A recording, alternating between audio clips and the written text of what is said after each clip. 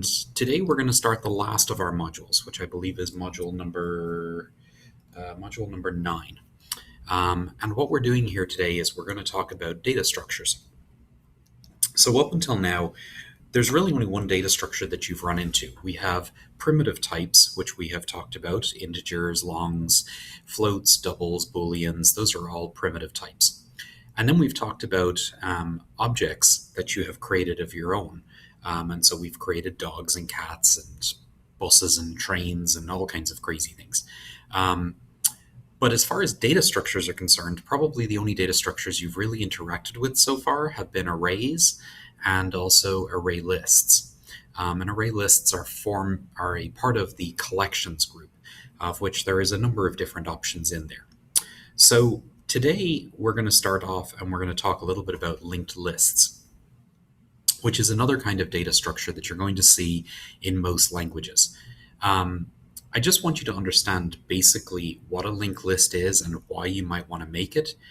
We're going to briefly touch on some of the code, and that's going to be today's lecture. In this module, you're going to find that there are going to be 3 lectures. I'm going to probably post all of them relatively soon, but they cover 2 weeks. So there's 2 weeks worth of material. You're just going to get it all up front. Okay, so why do we talk about data structures? Well, a lot of times when you're building programs for whatever reason, you're going to have to structure a whole bunch of data that you're going to need to store at once. So let's take an example. Let's imagine that you were asked to write OWL Express, or the registration system that we use here at KSU. So you would have to have some ability to store information about students. And you would need a lot of information about an individual student. So like if you think about what happened when you registered, you probably had to give, your SAT scores and a copy of your transcripts, and you had to give them your name and your address and your age and your date of birth and a whole bunch of stuff like that. And then the moment that you became a student, it had to record what your degree program was and what year you entered it. And then every class that you've taken since you've been here, what grade you got in that class, and so on and so forth. So there's a tremendous amount of data that would have to be stored for any one student. And then just think about the fact that there's 41,000 students here at KSU. So for every one of those students, you have to store that information. And it's actually worse than that, because you actually have to store it for every student that's ever been here, because they can always come back and request transcripts later again. So storing data inside of an application is a very common problem. You're going to have to do this a lot as you go through your future career. So there's an entire class that's dedicated to data structures. It's CS3305. There may be other equivalents in some of the other programs. And most computer science people are going to have to study that, because the way that you store data inside of your program can have dramatic effects on the speed and efficiency of your program. To put this in perspective, in the worst case scenario, if you store data, it may be that your program is unusable. Even though all the data is in there, looking up one student may take 12 minutes. And if you think about it, when you go to log into the registration system, I'm sure you all have horror stories about some point when it, messed you up at the time that you were trying to register. But it pretty much works instantaneously, or at least close enough to instantaneously that you don't really notice it. If it was truly the case that it took a few minutes every time that you clicked on a page or tried to do anything, you would have complaints left and right. And on top of that, people would lose confidence in the system. So in order for people to use your program, in order for your program to be efficient, it has to be able to store data and retrieve it relatively quickly, regardless of who it is that's asking for it. And again, thinking here, you could imagine that we have somewhere around 40,000 students. But you could also imagine that that data set gets a lot larger. So if you were Georgia Power, for example, you probably have somewhere around 10 million users. Okay, yes, they all don't have a house separately, but even still, it's many millions of people. If you think about how many people buy groceries at a grocery store, that's millions, and how many products they might have would be millions as well. So it's not uncommon for there to be this huge data structure that just has thousands and thousands or millions and millions of entries in it, and you might need to be able to pull something out of it very, very quickly. So arrays are great. We've seen arrays and we've seen array lists. They allow you to put data into a specific cell and get the data back out of the cell. Arrays by themselves are structured such that they are a set size, and you have to declare the size when you initially set up the array in the beginning. So array lists, on the other hand, allow us to have dynamically growable and shrinkable lists of things. You don't really have to specify how many items are going to be in the array list before you start. You just start adding things into it, and in your head, it's the size that it needs to be, right? If you say it's 12, it is 12. If you put 13 in there, it's suddenly 13. So that's an example of a dynamic data structure, which is quite different than an array, which would be considered a static data structure. So arrays and array lists actually end up being quite different from one another. All right, so that brings us on to the topic of today's lecture, which is we're going to talk today about a structure called a linked list. A linked list is something that you can define yourself in the programming language of your choice, either in C# or in Java, and it allows you to dynamically shrink and grow your data structure, much like an array list. So it is considered to be a chain of nodes that are linked together to get you from one to the next. And the nice thing about a linked list is that it will dynamically grow and dynamically shrink. If you add an extra person or remove somebody, then the list shrinks or grows appropriately. The only thing that will ever be a limiting factor for a linked list is if you literally run the system out of memory, then obviously it can no longer store anything else. So linked lists are appropriate when you have data that is unpredictable. So let's take a look at how this might look. So typically you will have what you would consider in your head to be an arrow that's the start of your list. And then you're going to have a node, and the node might have a number in it. Let's say we're making a list of numbers. So this might be your KSUID. So we'll say I'm 11223334. I don't know. And then each of the nodes will also have another arrow that points to the next node, which might be 11223335, which then has an arrow that points to the next node. And then eventually you get to the end, and you will always denote the end with two lines like I did there. 11223336, I guess would be that person. So this might be an example of students. And the data that's in there might be your KSUID. So this is an example of a linked list. Why is it called a linked list? Well, the most important thing to notice here is that each of the nodes is linked to the next node with this arrow that I have. And there's an arrow that gets you to the beginning of the list, an arrow that gets you to the next node, and the next node, and the next node, and the next node. If I wanted to add in another person into this list, then I would simply, and I'm just out of room, so I'm going to draw it in a kind of weird place. I'm just going to put it here. I would simply have it so that that has an arrow that points to here, and I would change where this arrow is pointing to now point to here. And now, even though this is a crazily drawn one, you can see that if you follow the path, it starts here, and then it continues around to here, and then across all the way until it reaches the end, which, as I say, is drawn with two lines to indicate that's the end of my list. And then you would have inserted, obviously, the student ID in here, 11223333, I guess, or whatever number it is that you're adding. It's also possible to add new nodes to the end of the list. They don't always have to go at the beginning of the list, so I could also stick a new node over here. I'll draw it in yellow for no apparent reason, and then I would simply update that arrow to point to here, and now the arrow at the end would be my end of list. So that's what a linked list looks like. We generally draw it in a straight line. In reality, when it's being stored in memory, it's not in a straight line, but visually it makes more sense to us to think about it as a straight or a linear structure where it goes from one node to the next.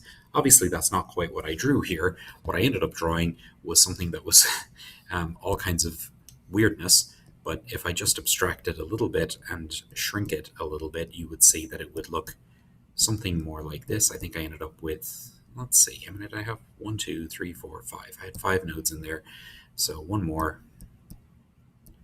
So that's what that would have actually looked like had it all been in a straight line.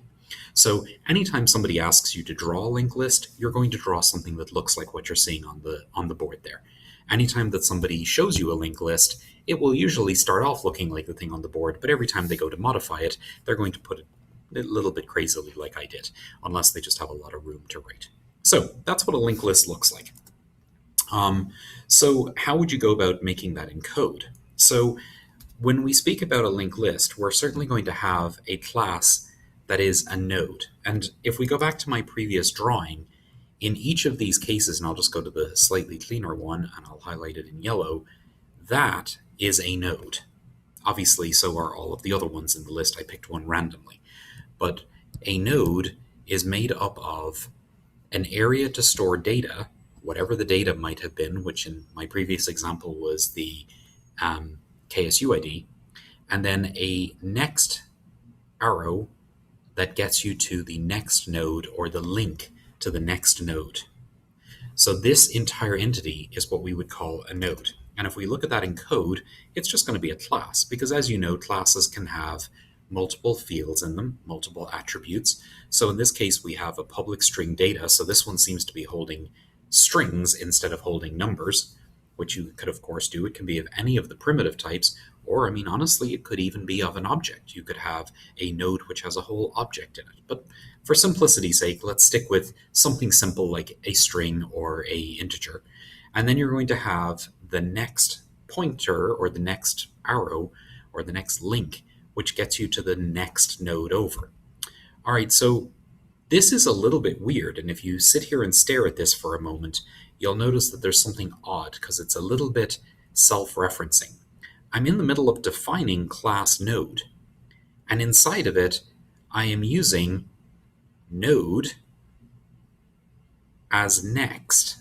And that's because the connection to the next node is obviously going to be of type node, because that's what they all are. They're all nodes. They just happen to be linked to each other, and the way that I link to the next one is by using a node, which I call next. So each one basically knows the name of the next one in the list, and that's what those arrows were. It's effectively the link or the connection between the nodes. So this is the general description of a node. This data field could be of any type, just depends on what it is that you're trying to store in your linked list. And the node field is typically called next. There's nothing magical about the word next. Let me be clear about that. You could have just as easily called this Bob and it would have worked fine, but it would have been a little bit less intuitive when you say, go to the first node, now go to the Bob, as opposed to go to the first node, now go to the next. You can see why people tend to call it next. It just logically makes more sense. But again, there's nothing magical about the word next. It is just a variable name. The important thing is that it is a variable of this type so that you have a way to link to the next node. All right, so a linked list is effectively a chain of linked nodes. The data in each of the nodes has two attributes, which is its data and that next pointer or the next link to the node that you want to go to next. All right, we always use this double slash that I drew, and you can see it here on this picture, to represent the end of the list. Well, what is this in particular? It's going to be a magical term called null, which is a reserved word in both C# and in Java, and it represents a place that is nowhere, is probably the best way to describe it. It is effectively the end of the list. It's a marker that says we have reached the end. Now, why is that necessary? Because couldn't I just have a linked list that goes on and on and on forever? Well, you're going to see that there needs to be a way when you want to go through the list to pull data back out or to delete something. There has to be a way that you can tell that you've reached the end of the list. And so this is just a placeholder is what you should really think about. You might remember a long time ago when we were talking about arrays. I think it was about 200 years ago, as best as I can remember. We were talking about like what would it take to find a particular node in an array, like find the lowest number in the array. Well, if you want to be able to find the lowest number, you're going to want to initialize all of the array to be something really, really high before you start. And so we used like int.max or int max number or something along those lines to store the highest possible value that you can have in an integer. That's just a placeholder. It is a valid number, but it's not probably something that you actually care about. It's just some way that you can recognize when you've reached the end of the list. Okay, so to review, this is a node. A node contains two things, a data field, which can be of any type, and a next link, which gets you to the next node in the list. You'll have to have a link at the beginning that gets you to the first node, and you'll have to have a null at the end that specifies you've reached the end of the list. Okay, so once you have this structure, there's a couple of things you might want to be able to do. You might want to be able to stick a new node in at the beginning of the list. You might want to be able to stick a new node in at the end of the list. You might want to be able to stick in a new node somewhere in the middle, if you wanted it sorted, for example. You might want to be able to take something out of the list. You're certainly going to want to be able to search the list to find data that's in there. You might eventually want to be able to sort the list. And each of these things is going to take a different amount of time. To be clear, these are all things you could do with an array. There's nothing magical about a linked list that you can do with it that you couldn't do with something else. The main difference is that an array dynamically grows and shrinks as you add and remove data from it, whereas an array is a fixed size data structure. So that's why we want you to be aware of the differences. Okay, so let's go through each of those methods, or at least some of those methods, and let's talk about how to do this. So first off, I'm going to show you that all the code that's in here, I've gone ahead and given you the C# version of it, because most of the code that's in here works in either C# or Java. I literally copied and pasted this off the slides. I didn't, I think I had to change one thing. I think there was a missing parenthesis and semicolon at the end here. But yeah, other than that, this is pretty much directly copied and pasted off the slides. But if you just want to get to a replit that runs a linked list, if you grab that URL, you can pause the video. That will give you the actual code that we're going to look at here in the slides. So I'm going to flip back and forth between the slides and the actual code. All right, so logically, I'm going to show you what it looks like to insert a new node at the beginning of the list. I'm going to start off with something which we're going to call front, and that's going to be my link to that first node. We're going to assume that right now we have two nodes in the list that are already in here, and I'm just going to store the numbers 1 and 2 in them just so that I don't have to write some big long number. So my goal is I would like to insert a new node at the front of the list, and I would like to put the number 3 into it. So the way that we're going to do that is we're going to make a new node, we're going to put the 3 in it, we're going to set the next to be to the same place as front. So we're going to set next to be equal to this node that is at the current front of the list. And then I'm going to update front to now connect me to the beginning of the new list. So when I updated front, obviously this arrow went away, and that gives me a list, which if I follow it in some red ink, you can see I start off at the beginning, I get to this node, and then if I need to, I can follow it to that node, and I can follow that to this node, and then I follow that to the end of the list. All right, so that's how we would logically insert a new node at the front of the list. So code-wise, let's take a look at that.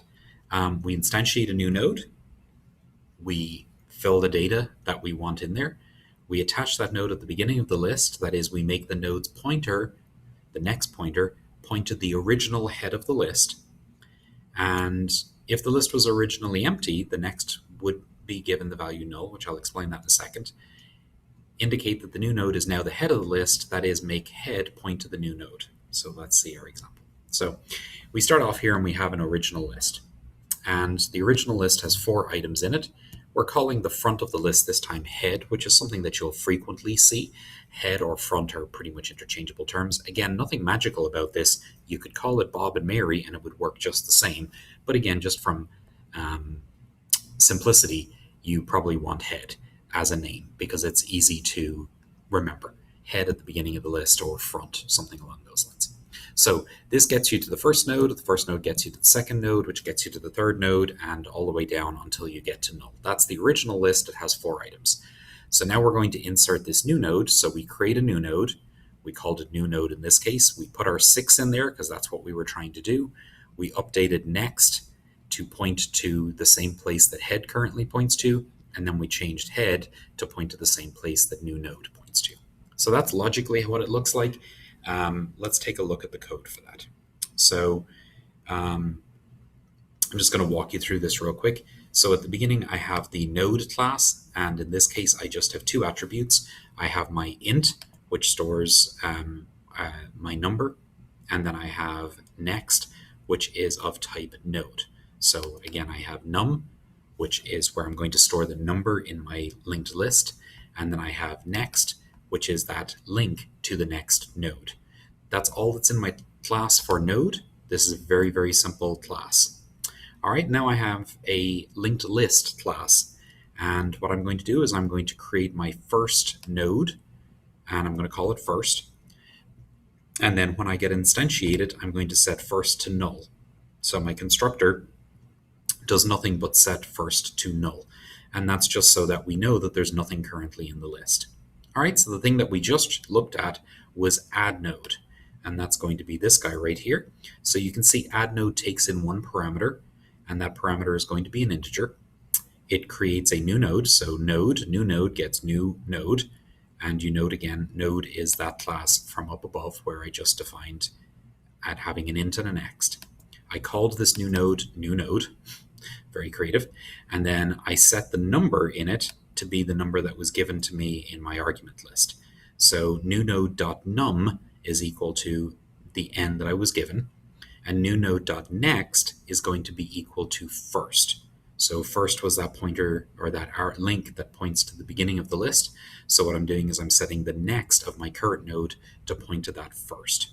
And then I simply change first to now point to my new node, and life is good. I have successfully inserted into the front of the list. All right, so next up we're going to talk about how do you delete out of the list. So we're going to come back here to a nice clean list like this. Okay, maybe we'll just make a new list because that one's not so clean anymore. So we have head, and head is going to point to a node, which is going to point to a node, which is going to point to a node, which is going to point to null. And we're going to put 3, 7, and 9 in the list. So we're imagining that I'm being asked to delete 7. All right, so how would we go about doing that? That's a semicolon, worst semicolon ever. There you go. All right, so the first thing that you have to do is you would have to start off with some new link, which you would begin at the beginning of the list, and you would look to see, is this the number that you're trying to delete, which it is not. So you would then move on to here and check if this is the number that you're trying to delete. It is. Once you know where the node is that you're trying to delete, you're simply going to update the pointer that points to it, which is this guy right here, to now point past him. So effectively, all I'm going to do is that. And that's going to have the effect of deleting this node. And you can see why. Because once I get rid of this link, there's nothing linking us to this node. It's now gone. I'm able to start at the head of the list. I'm going to do this in yellow just so that you can see something different. Now if I start at the head of the list, I come here, and when I follow next, I get sent to here. And there's no way for me to ever get to that node, thus it is gone. So that's how you do a delete logically. You'll notice there were a couple of weird cases there that you can probably immediately think through. So for example, it's entirely possible, because this is how the world begins, that my linked list might have looked like that. So if somebody calls delete 7, this will be a grand time for you to use those wonderful exceptions that you had in the last class, because that's an exception. They're asking for you to delete something and it's not in the list. So you need to tell them that it's not in the list. All right, so that was one possibility. Another possibility is that our head points to a node, which points to null, and that node has a 5 in it, and they ask to delete 7. Well, that's obviously not going to work. If they do ask to delete 5 in this case, then things are going to get interesting there. I think you can see that pretty quickly. So you're going to start off with head, and you're going to see that head points to the node that you are indeed being asked to delete.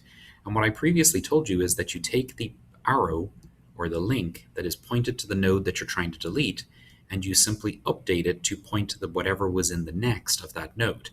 That's still actually true, because if you look at this, after we're done with that update, what you're actually left with is head, which is pointed again over at our null.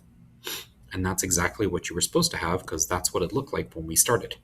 So after you delete the one item that's in there, you're just going to end up with that. So those are the 3 cases. Case number 1, you're asked to delete and either the number is not in the list or the list is empty. Case number 2, you're asked to delete and there's only one item in the list, in which case you're going to end up with an empty list. And then case number 3 was what we looked at previously, and that is you are asked to delete something from in the middle of the list or the end of the list. It'll work either way. Because, I mean, effectively, if you think about it, this is the same whether or not you're at the end of the list or whether this is just a list with one item. It works exactly the same way. You're just updating the one before it to point to null.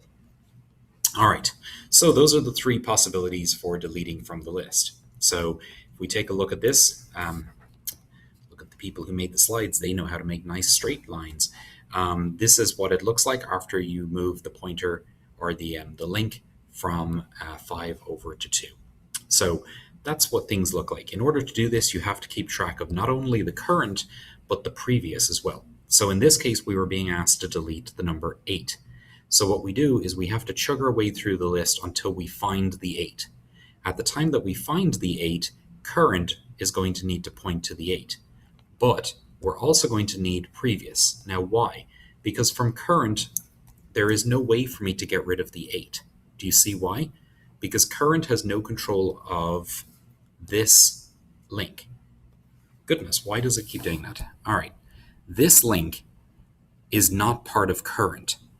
That link is part of previous, and that's the link that I need to update. In the end, I'm going to point that over to here. So super important that you also keep track of previous as well as keeping track of the current node as you're going through things looking for the thing that you're trying to delete. All right. So let's take a look at the code for delete.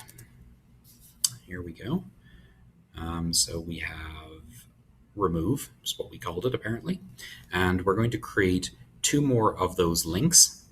We have first, and then we have current. All right, and we check to see if current num is the one that we're trying to delete. Then first is going to get current next, and then we're going to return. All right, so let's think about this. If the thing that we were asked to delete is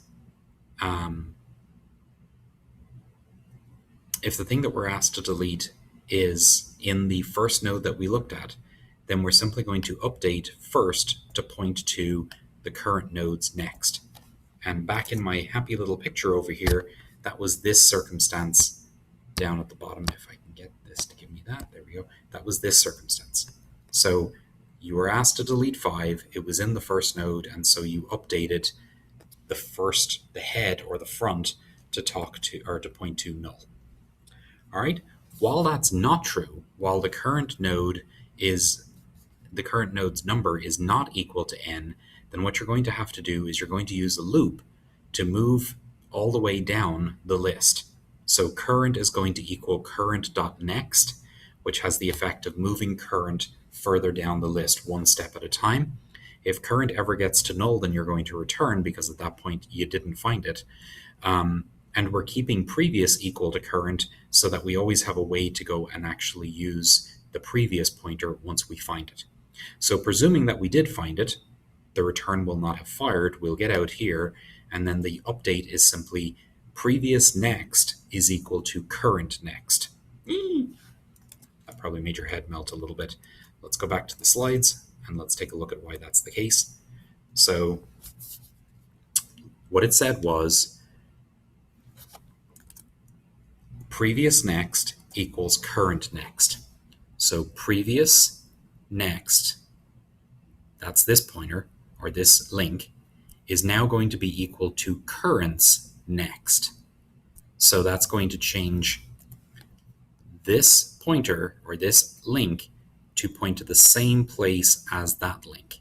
So that's going to have the effect of bypassing just like it did down here. So previous next is this link is going to equal the same place as current's next, which is this link, and that has the effect of making this node connect to that node. All right, so hopefully that makes sense. All right, so that's the code for add node. That's the code for add node at the back. Let's talk through add node at the back. So let's draw a picture again. Aye. There we go. Okay, so we're going to start off with our head, and it's going to give us one node, which is currently null. All right, and there's a 7 in here, and you're being asked to add node to back with the number 9 in it. Okay, so what you're going to do here is you're going to start off with some kind of temporary link that's going to point to the same place as head, and then you're going to keep going until that link's next is null. Once that link's next is null, you know you're at the right place. So in this case, it's going to happen on the very first turn, because head, we'll call this, what did we actually call it in the code, just so that I don't tell you something crazy? It's called temp. So TEMP. All right, so temp is going to be pointed in the same place as head initially. What we're going to look for is if if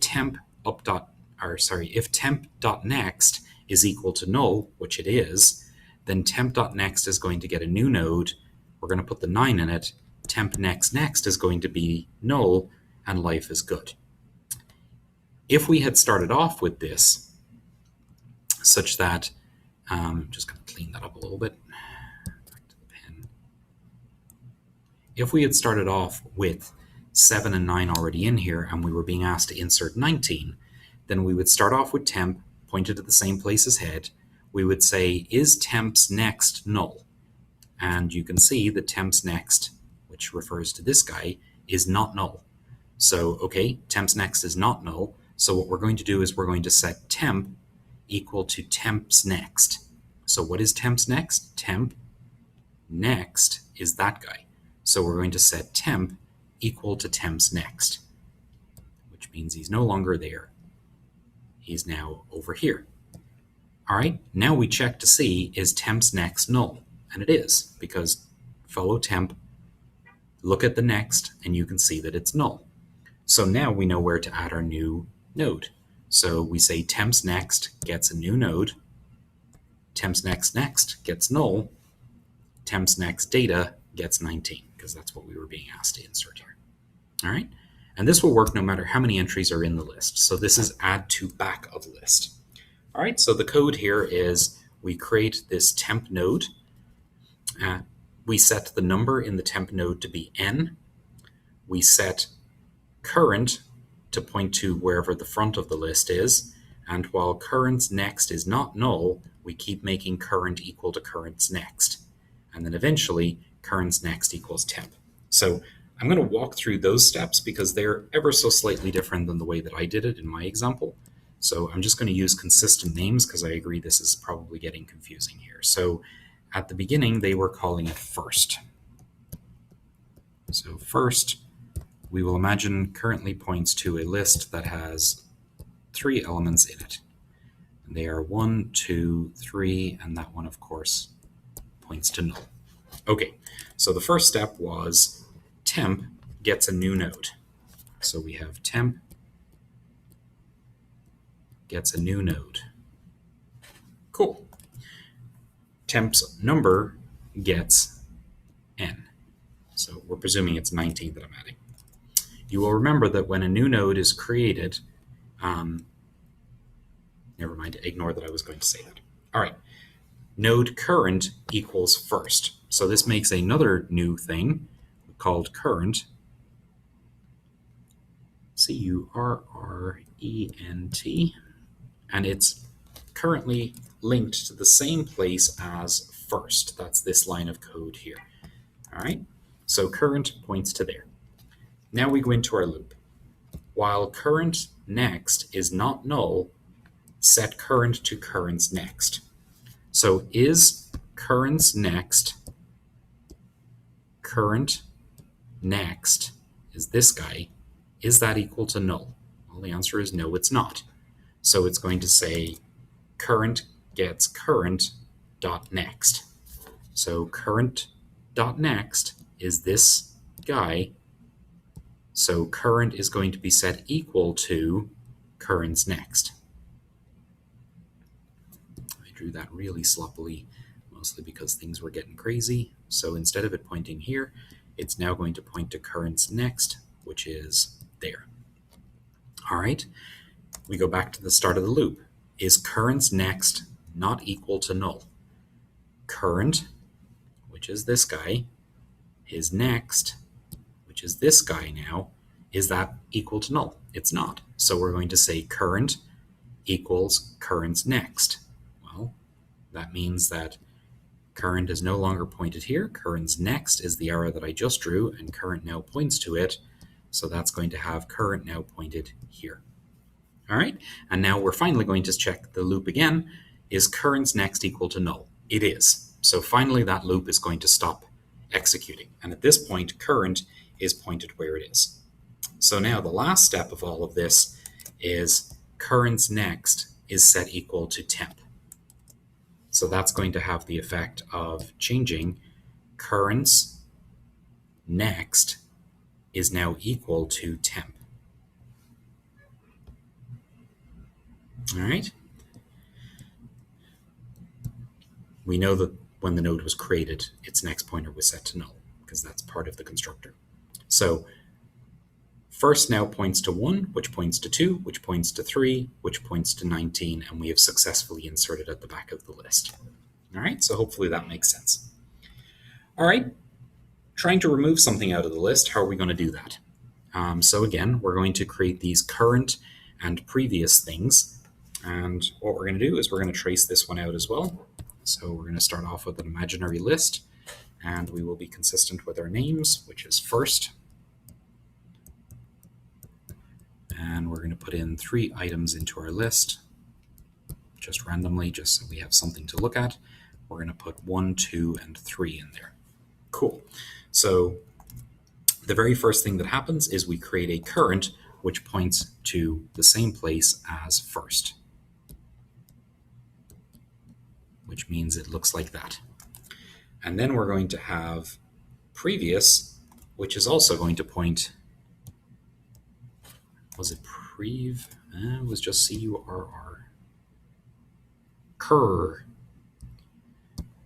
Apparently it is speak like a pirate day. Cur points to the same place as first, and then previous points to the same place as cur. So at this moment in time, after having completed those 2 lines, that's the state of affairs. We have 3 separate things all pointed to the same spot. Cool. All right.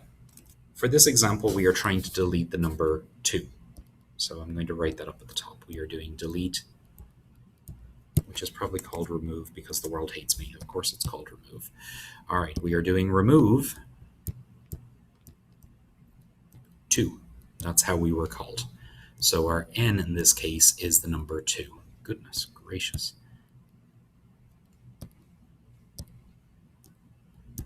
All right. So if cur.num equals n, so cur is this guy, dot num is this, does 1 equal 2? It does not. So we're going to skip and we're going to go down to the while condition. While cur.num is not equal to n, which we just checked that and it is not, we're going to set previous equal to cur, which is already true because previous is currently in the same place as cur. And then we're going to set cur equals cur.next. So I'm going to switch colors to red.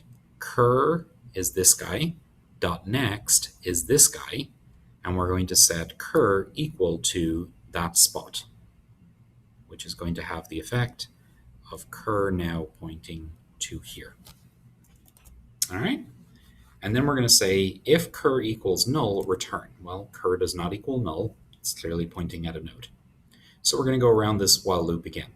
Cur.num not equal to n. N is 2. So is cur, which is this guy, dot num, which is this guy, equal to 2? It is. Life is good. So we have found the magical place. So this while loop is going to exit, and we're going to come down here and do this last step. And it sounds very confusing, but it's really not. Previous dot next is going to now equal current dot next. All right, picking another color, blue. Previous dot next which is this guy, is now going to equal current, which is this guy, dot next, which is this guy. So previous next is going to equal current next, which is going to have the effect of doing that. And now this connection is gone because I just updated it. All right, and you can see that that did indeed have the effect of making it so that the start of the list is a 1, and the next item in a list is a 3, and the next item in the list is null. We've successfully deleted the node that we wanted to delete. So that seems to have worked pretty well. Display, this code is ever so slightly different depending on Java or C# just because of the capitalization of string, but basically it's just going to go through the list and print out all of the entries that are in there. So again, we're making it current, which points to the front, and then we're going to start off a string which we're calling data, which we're going to set it equal to nothing, an empty string. And while current's next is not null, we're going to add to the current string the current number followed by an arrow, and then we're going to move current to the next, which is going to add space, the number that's in the node, an arrow, space, the number that's in the next node, an arrow, space, the number that's in the next node, an arrow. And the reason it's because of the next node is because of this line, which is moving us along. And then at the very end, we're giving you the last line of data. Okay, so let's go over to our fun little replit here, because this is my idea of fun. And we are going to clear the screen just so that you're starting off from scratch. And what's happening down in our main method is that we are instantiating a new instance of our linked list object. We are going to console write line that, which is just going to print out its name in C#. So I'm actually going to just turn that off because it's not very useful in C#. In Java, you'll get a big long string of memory addresses and all kinds of crazy things. If you wanted that to be more useful, you needed to override toString, which is not done in this code. All right, so I'm going to call LL, which is my linked list, dot add node 5. So that's going to put a node at the beginning. So let's trace out what's happening. We have our, we start off with our linked list, and it has our front. And when the linked list is created, we know that front gets set to null. So now we're going to look and we're going to do the first line of code, which is ll.addNode5. And so you will remember what's going to happen is it's going to add a node here, and it's going to put the number 5 in there. Next off, we're going to add node 7, and that's going to create a new node here with a 7. It's going to point that to here, and it's going to update front to point to there. And then we're going to call add node 1, which is going to create another new node, put a 1 in it, set next on it to point to the front, and then update front to point down to the new node. So that's what our list looks like at this point. Now we're going to add to the back the number 4. So that's going to create the temporary pointer, or the temporary guy, which is going to look down here, and then it's going to follow to here, and then it's going to follow to here. And now at this point, it sees that the next is equal to null. So on next, it's going to add a new node. It's going to shove the number 4 into it. The new node's next is going to be null.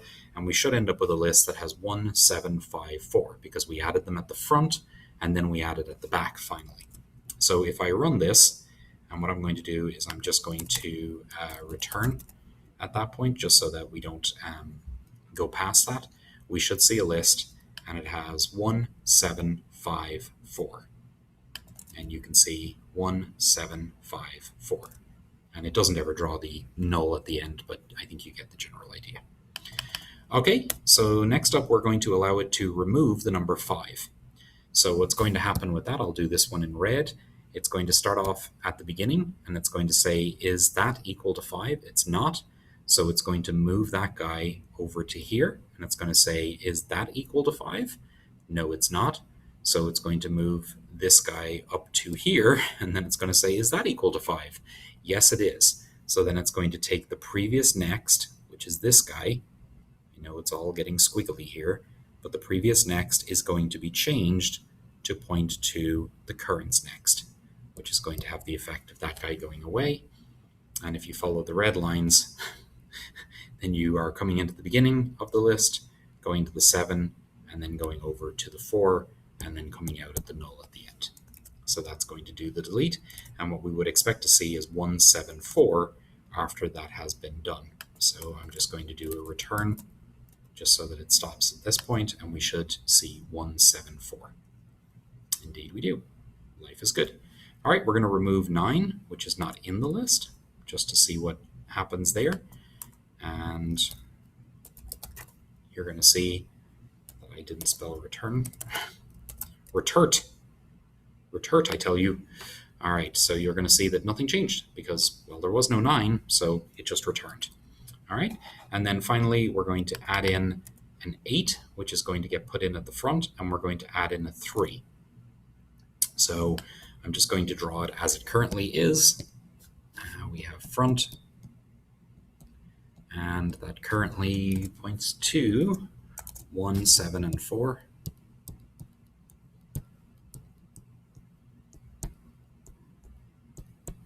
All right, and we were asked to add node 8. So when we do add node 8, it's going to, ooh, that's an 8. It's going to create a new node. It's going to put an 8 in it. It's going to set the next equal to the front of the list. And then it is going to update the front of the list to point to that new 8 that we just created, which gets rid of that guy. All right, and that does that. And then the last step is add node 3, which is going to work very similarly. 3 is going to get added. That's going to connect to there. And then front is going to be changed to point to that new node that we just created, like so. So we should see 38174 if I remove all my return statements, which I already have. 38174. All right, so that is how linked lists work. Hopefully that makes some sense to you guys. That's just the code for the main. So what I want you to get out of all of this. What is a linked list? A linked list is a data structure that is dynamic, which grows and shrinks as you add and remove entries out of there. In order for a linked list to work, you need a node class. That node class will contain whatever data you're trying to store in the linked list, which in this case we called num, and it will contain a next link to another node. And this works in all languages. You're often going to hear that next being referred to as a pointer. We try to avoid the word pointer in Java and C# because they don't really deal in pointers. But if you take a C++ class or a C class, then you'll absolutely call those pointers. But effectively, they're just links or arrows or pointers. They're all pseudonyms for the same thing. So it's a way to connect to the next node in the list. Then we had our linked list class. We implemented it such that anytime a node is created, it automatically is set to null, and then we added code to add a node at the front, add a node at the back, remove a node, and display the current state of the list. You might also need to write a search so that you can see if something is in the list, and if you wanted to go off and write that on your own, which I would recommend, you could start with the remove code, and all you would have to do is return true or false as to whether you found it rather than actually deleting the node, which is what happens with the delete function or the remove function. You might also need to sort the list, and that's a lot more difficult than you might think it is. So I'm not going to cover that in this lecture. We're going to talk about a couple of different ways that you might want to use a linked list in our next lecture when we talk about stacks and queues. So that's it for lecture number 21. Hope you guys are having a wonderful week, and I will talk to you soon.